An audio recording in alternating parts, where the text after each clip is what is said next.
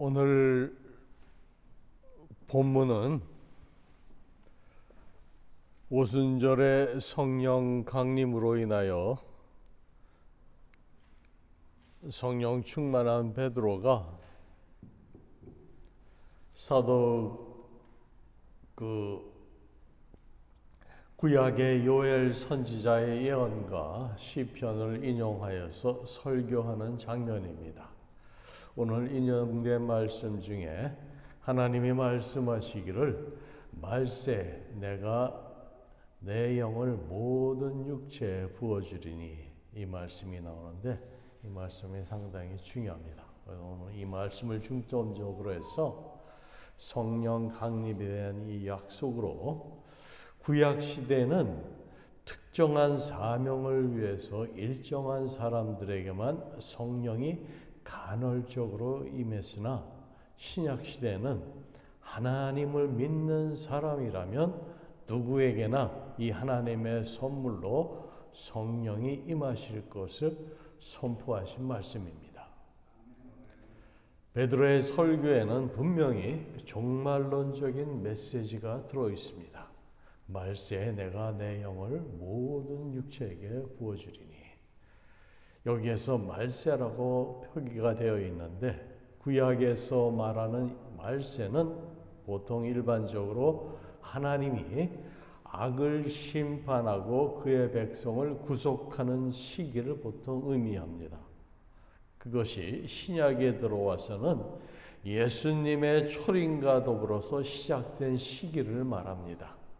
예수께서 이 땅에 오신 때부터 시작하여 부활하여 승천하시고 다시 오시는 때까지를 말세, 마지막 시대라고 성경은 말합니다. 인류의 마지막이 언제가 될지는 아무도 모릅니다. 성경의 말씀 그대로 오직 그때와 시기는 하나님 아버지께서 자기의 권한에 두셨습니다. 그런데 기독교의 시간적 관점에서 본 세계관은 창세기에서부터 계시록까지 분명한 시작과 끝이 있고 그 끝은 예수 그리스도의 재림으로 시작됩니다.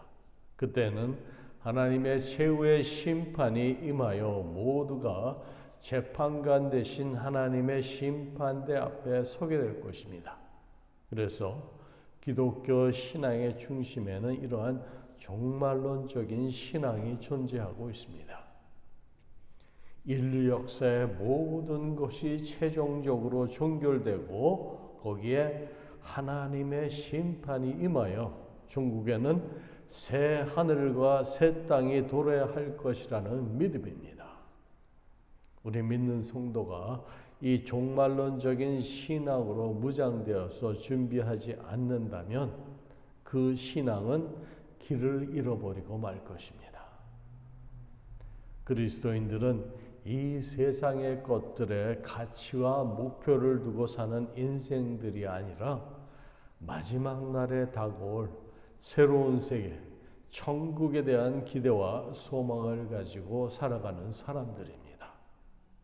그래서 이 새로운 세계의 도래는 그리스도의 강림으로 이미 이 땅에 시작된 하나님의 나라가 완성되는 것이고 천국이 이 땅에 온전히 임하게 되는 실제적인 마지막 때의 사건이라는 거예요.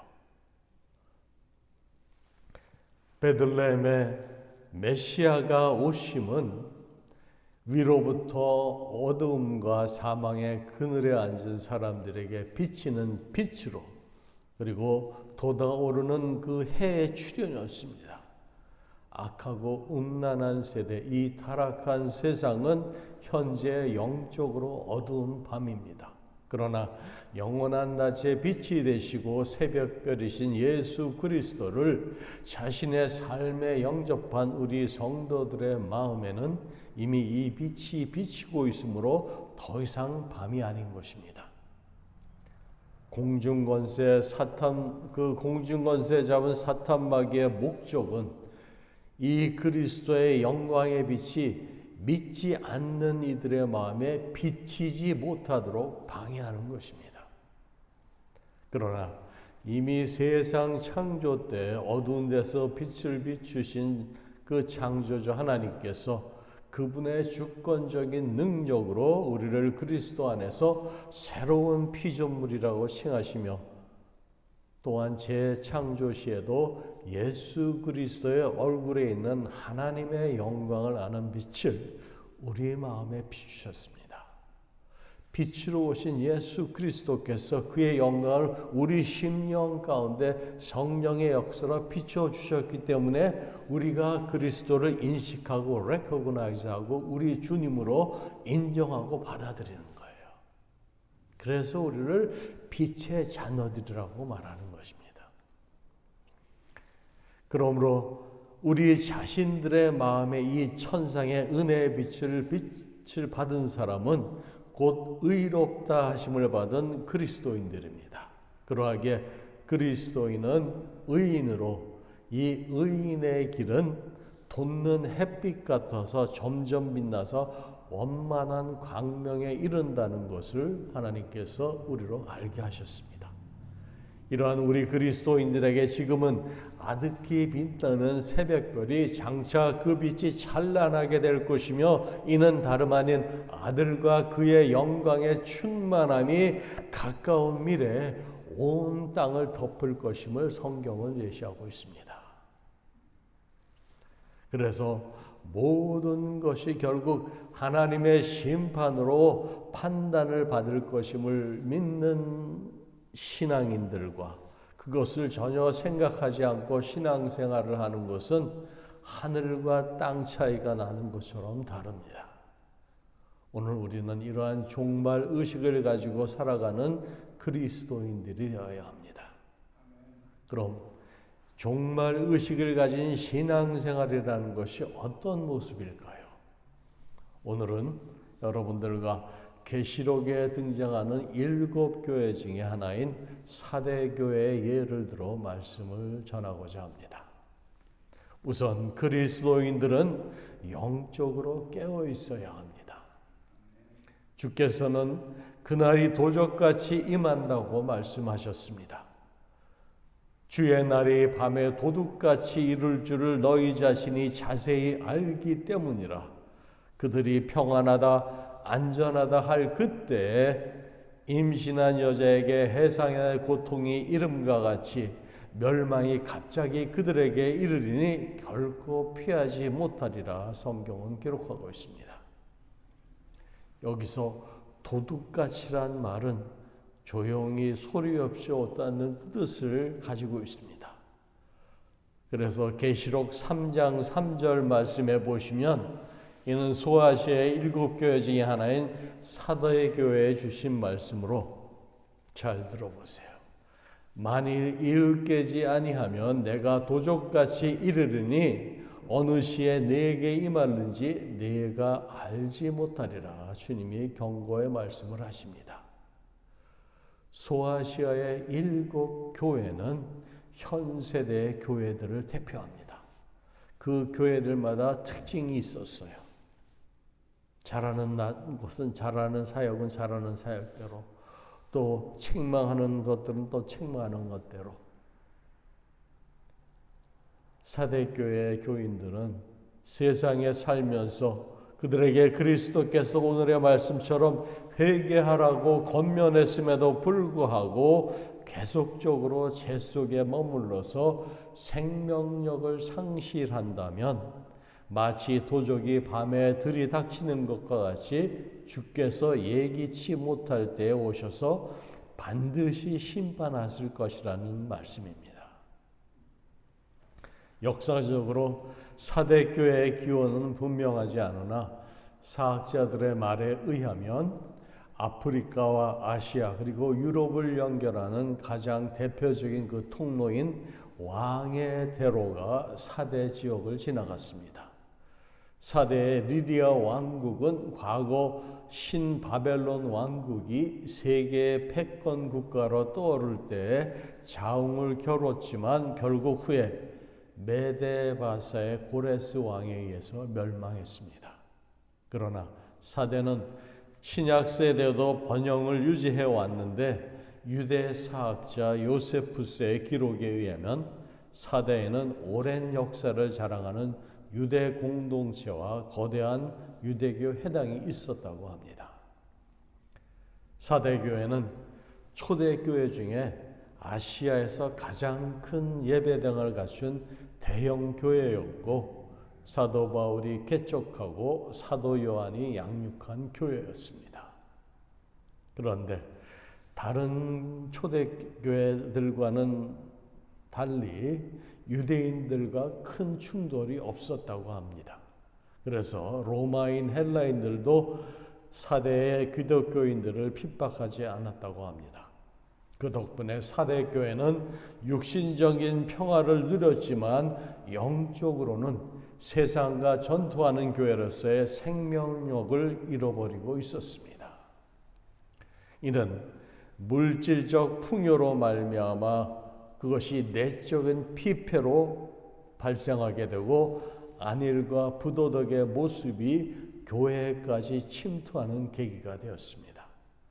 현 세대의 많은 교회처럼 외부의 박해나 시련이 없이 그 교회는 물질적인 부여에 만족하여서 영적 신앙생활을 소홀히 했던 것입니다. 오순절 성령 강림하신 진리의 영이신 성령이 하시는 주된 일은 먼저 각 개인에게 내적인 생명을 주어서 하나님의 사람으로 구원을 확증케 하는 일이며 바로 오늘 설교에서 베드로가 하는 말이에요. 주 예수 그리스도를 믿음으로 너희의 그 믿음이 진정 하나님께서 받아들이기에 합당한 믿음인 것을 그들로 알게 하시고 믿지 않는 자들에게 책망하는 그 설교를 지금 하시는 겁니다. 바로 그 성령, 오순절 강림한 그 성령의 역사로 사도 베드로가 지금 설교하고 있는 거 아닙니까? 그래서 성령의 그 역사 속에 그 진리에 여기신 성령의 그 사역은 먼저 각 개인에게 예수 그리스도가 하나님의 아들이심을 확증케 하는 겁니다.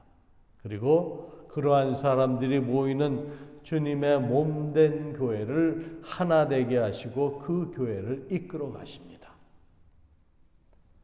바로 초대교회 예루살렘 교회가 그랬고 이방 지역에 처음으로 세워진 시리아의 안디옥 교회가 그랬습니다.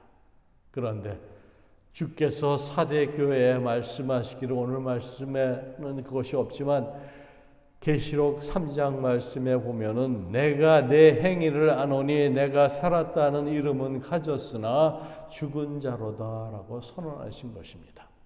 내가 내 행위를 아노니 내가 살았다 하는 이름은 가졌으나 죽은 자로다.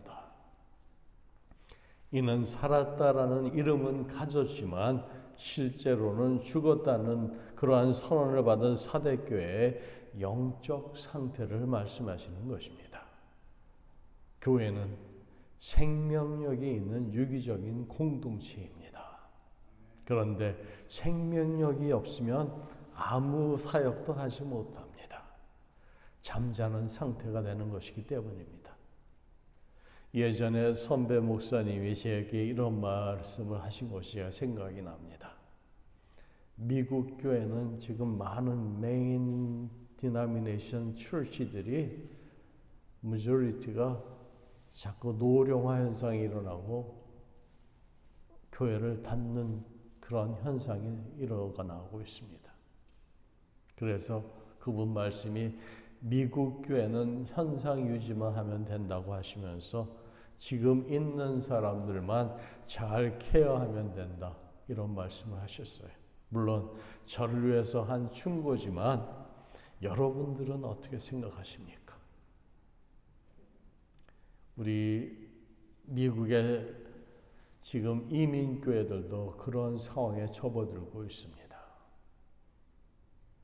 오늘 주님 말씀하십니다. 내가 살았다 하는 이름은 가졌으나 죽은 자로다. 주님이 하신 이 말씀은 사대교회의 현재의 상태, 행위가 지금은 생명을 상실한 모습이라고 책망하시는 것입니다.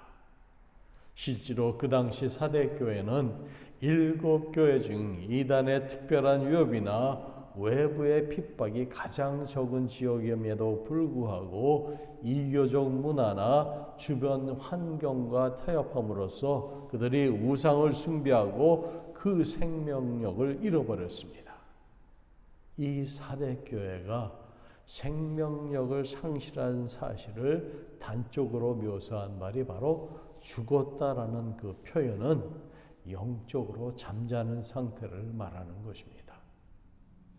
이러한 표현이 그 당시에는 종종 전통만을 고집하던 유대인들에 대한 비판으로 나타나는 것으로 보아 사대교회가 외적인 형식과 모습은 갖추었으나 진정 신령한 모습을 상실했음을 강하게 부각시키는 말씀입니다. 이는 경건의 모양은 있으나 그 능력은 부인 혹은 상실한 것을 의미합니다. 비록 사대교회가 외적으로 보기에 풍성하며 모든 것을 갖추었다 할지라도 하나님의 눈으로 보시기에는 허망하였음을 의미하는 말이에요. 그러므로 너는 일깨어 그 남은 바 죽게 된 것을 굳게 하라고 주께서 말씀을 하십니다. 그리스도께서는 일깨어라는 그 권면의 말씀을 주시면서 사대교회로 하여금 회개할 것을 촉구하십니다.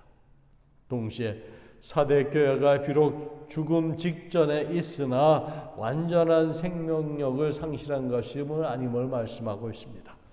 그러므로 내가 어떻게 받았으며 어떻게 들었는지 생각하고 지켜 회개라고 사대교회에 말씀을 하십니다.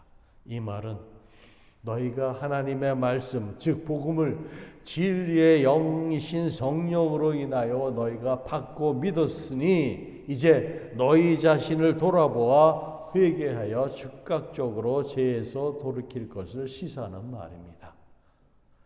이러한 시급한 돌이킴에 대한 명령은 다른 말로 임박한 종말에 대한 심판을 내다보시면서 사대교회를 하여금 죄로 부패하기 이전의 상태로 돌아가야 함을 당부하시는 것입니다. 마지막 사도인 요한이 소아시아에 있는 그 7교회의 마지막 종말에 일어날 일을 예언적으로 말씀하시고 있는 거예요. 그 말씀은 바로 현 세대에 존재하는 모든 교회들에게 하시는 예언의 말씀이기도 합니다. 만일 일깨지 아니하면 내가 도적같이 이르리니 어느 시에 네게 임하는지 내가 알지 못하리라. 그리스도께서 회개하라고 권면했음에도 불구하고 계속적으로 죄 속에 머물러서 그 생명력을 상실한다면 마치 도적이 밤에 들이닥치는 것 같이 그리스도께서도 예기치 못할 때에 오셔서 반드시 심판하실 것이라는 말입니다.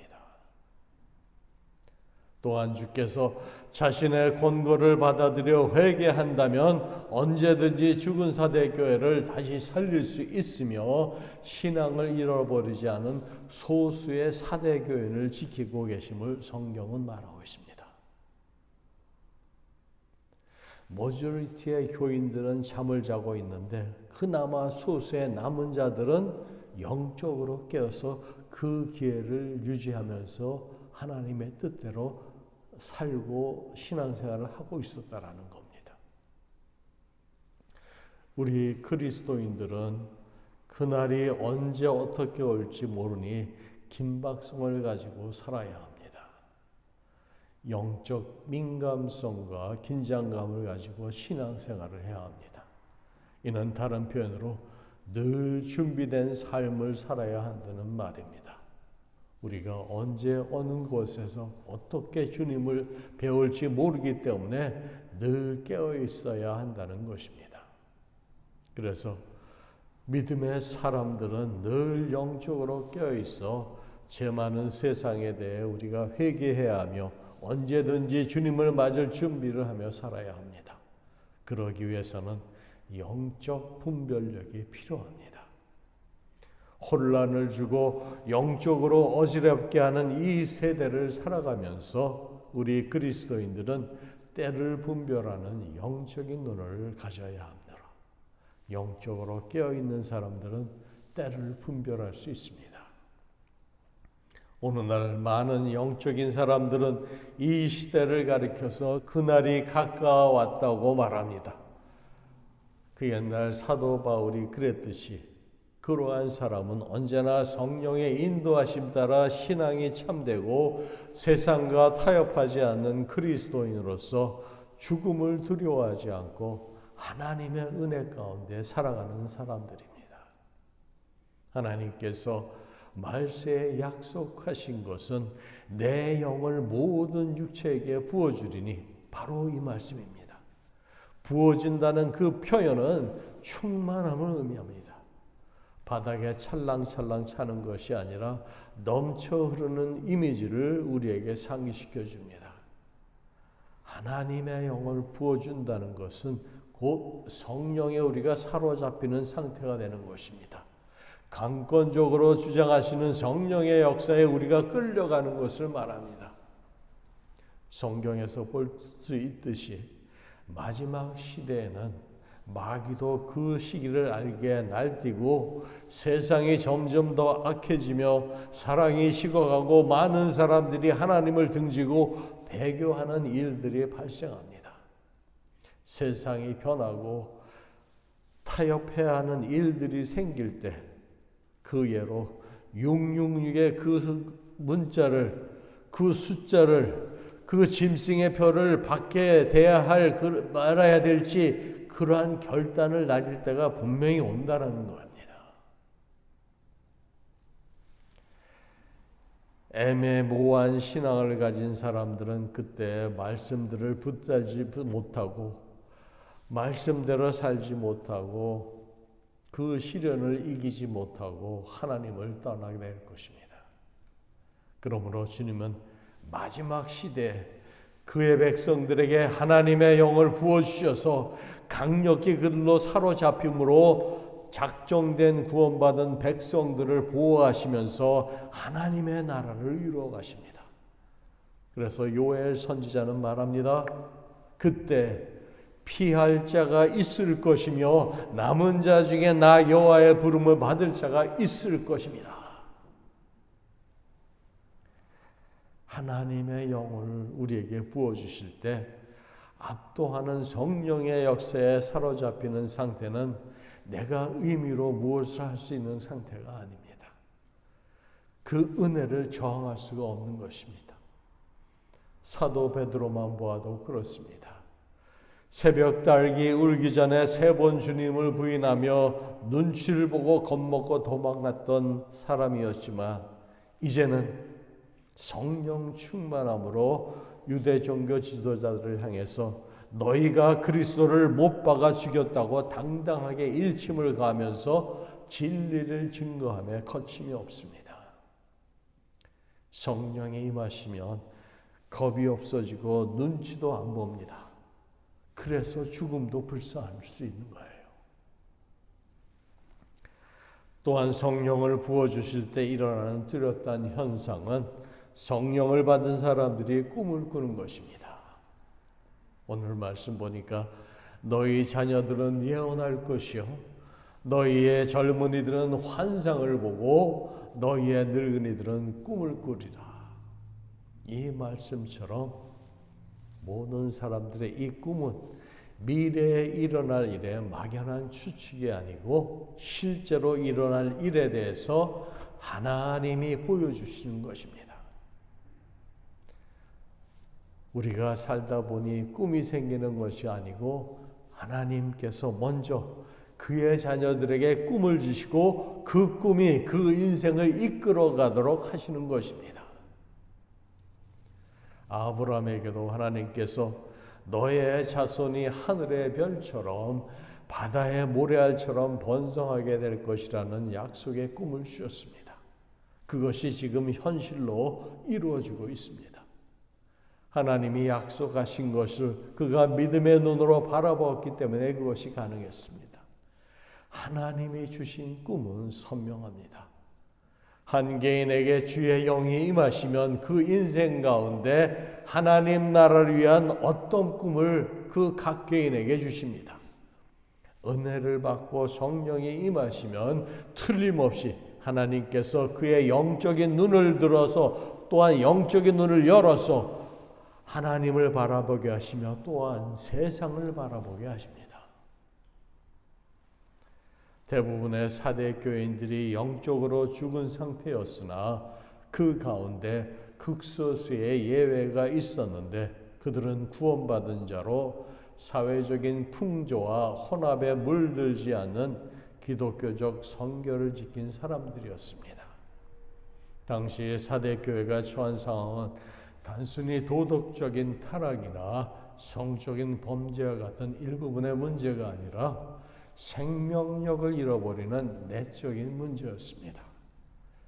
이는 다른 표현으로 옷이 더럽다라는 표현으로 기록되어 있는데 그것은 기독교적 순결에 대한 상징적인 묘사로서 이러한 옷에 대한 이해는 그 당시 그 지역의 양모 산업이 발달하여서 옷에 입고 다니는 옷에 대한 관심이 많던 사대 사람들에게는 매우 처절한 표현 방식이었습니다. 비록 소수이기는 하나 하나님께 기억된 바 그러한 사람들은 흰 옷을 입고 주와 함께 교제함을 말씀하십니다. 이는 단순히 현재적인 교제는 물론 장차 그리스도와 함께 나눌 교제를 예시하는 말입니다. 사대교회의 많은 사람들이 외적인 겉모습에는 관심이 많아 권위를 상징하는 비싼 자주색 옷을 입고 그리스도에 대한 내적 청결과 세상과의 분리된 삶에 대해서는 무관심하였습니다. 그러나 그 중에 남아있는 의로운 자들은 흰 옷을 입고 그들의 신앙을 지켰습니다. 많은 사람들이 사대교회의 규모와 권위를 찬양했지만 주님의 인정을 받은 사람들은 신앙의 순결을 지킨 극소수의 남은 자들이었습니다. 주님 말씀하십니다. 이기는 자는 이와 같이 흰 옷을 입을 것이요 내가 그 이름을 생명책에서 결코 지우지 아니하고 그 이름을 내 아버지 앞과 그 천사들 앞에서 시인하리라. 흰 옷은 성경에서 순결의 옷, 신랑을 맞이하는 신비의 옷, 구원과 찬양의 옷, 그리고 그리스도의 옷으로 표현하고 있습니다. 서로 상통하는 의미를 가지고 있는데 여기서 흰 옷은 구체적으로 그리스도의 속죄로 말미암는 의를 의미하고 또한 죄나 세상적인 혼합에서 자신을 분리시켜서 거룩하게 지키는 것을 뜻합니다. 이 어지러운 세상에, 죄 많은 세상에 여기에 우리가 혼합되어서 살면 안 됩니다. 세상과 구별된 자들로 거룩하게 하나님께서 교회를 거룩하게 하신 것처럼 우리들도 그렇게 살아야 된다라는 거예요. 사대의 소수의 남은 자들처럼. 그리고 주님 말씀하십니다. 이기는 자, 사대교회의 경우에 다른 소아시아의 교회는 달리 외적 핍박이나 특별한 이단이나 신비주의자가 언급되지 않았어서 구체적인 것은 알 수 없으나 앞뒤 문맥으로 그 당시 사대교회가 처한 당시의 상황을 고려할 때에 세상적인 부패나 타협, 안일함에서 승리하는 소수의 사람들을 의미합니다. 그 이기는 자들이 그 세상에 대해서 하나님의 말씀에 준행하면서 사는 것을 의미해요. 그래서 흰 옷을 입는다라는 말은 그리스도인들이 그리스도의 구속의 피로 희게 되었으며 주님과의 교제를 통해서 하나님의 거룩함과 그의 영광을 닮아 하나님 나라에서의 궁극적인 승리를 약속받았음을 표현한 말씀입니다. 그래야 생명책에 기록되었다는 것은 구약 성경에서 시민권을 소유한 자들을 의미하기 때문에 신약에서는 이를 의로운 자와 불의한 자를 구별하는 의미로 쓰여져서 그리스도의 피로 의로워진 사람들은 영생을 소유하고 하나님 나라에 속하게 되었음을 뜻합니다. 결론적으로 예수님께서는 사대 교회를 향해 이기는 자에게 흰옷을 입게 하시고 생명책에서 결코 지우지 않고 그 이름을 시인해 주실 것을 약속하셨습니다. 이는 그리스도께서 끝까지 자신을 의지하여 승리한 사람들의 이름을 하나님과 천사들 앞에서 증언하심으로 그들이 하나님 나라의 시민임을 확언하실 것을 말씀하신 것입니다. 사랑하는 성도 여러분, 이기는 자는 이와 같이 흰 옷을 입을 것이요 생명책에서 결코 그 이름을 지우지 아니하시고 영생을 소유하고 하나님 나라에 속하게 되었음을 우리에게 알게 하십니다. 말세 우리가 미래의 어떠한 상황과 환경 가운데서도 주를 그리스도라 시인하며 예수의 이름을 높일 때 주께서도 그와 동일하게 하시겠다고 약속하셨습니다. 이 약속의 말씀을 꼭 붙드셔서 앞으로의 매일의 그 삶 속에서 사단의 모든 권세를 이기시는 주님의 역사가 그 은혜가 여러분들의 삶 가운데 함께 하시길 주님의 이름으로 축원합니다. 아멘. 기도하시겠습니다. 성령 하나님, 저희를 사랑하사 거룩하게 하시며 하나님 나라 자녀 삼아주심을 감사드립니다. 우리에게 성령을 허락하셔서 세상을 이기고 천국을 바라보며 믿음과 사랑으로 주님 나라에 속한 자들로 복음의 증인들로 살도록 인도하여 주시옵소서.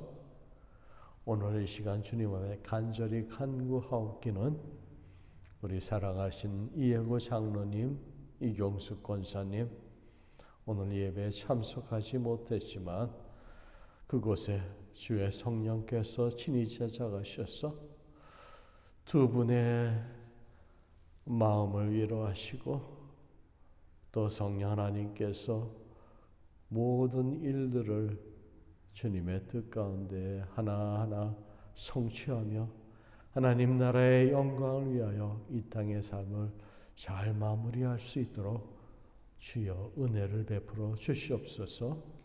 그 가족들도 이러하시고 또 아버지 소망을 잃게 하지 마시고 부활의 그 능력으로 우리 주 예수 그리스도의 능력으로 그들의 마음을 붙잡아 주시옵소서. 모든 것 주께 의지하며 지금도 살아서 역사하시는 예수님의 이름으로 간절히 기도드립니다. 아멘.